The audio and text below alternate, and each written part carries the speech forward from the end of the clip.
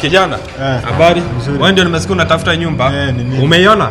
Nimefunguliwa nikaiona.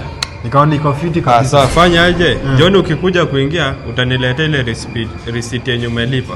Na nikuulize, umeshaishi pipeline before? Bado ni kazi tu imenileta huko. Ni kazi, usijaliwe tu utazoeana na hali, sawa?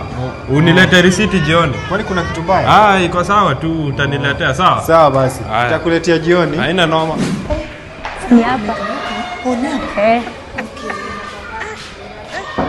I Lord. I wonder. Sasa? Poa. Ako poa? I wonder. Madam, pole. Yes. Pole. Ni nini mnataka?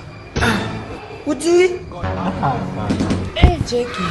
Hata naweza kupea bure nikujie pesa kesho. Hapana. Wachana, huyu ni mshamba. Hebu tuende.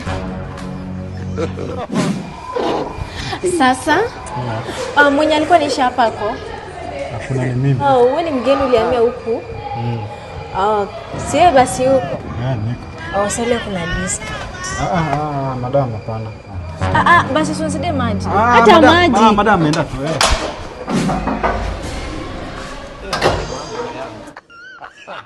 Sasa nimetumwa na caretaker nikuja nikushughulikia. Unashughulikia nini? Ameniambia nikuja hapa kwako, wewe ni customer nikushughulikia.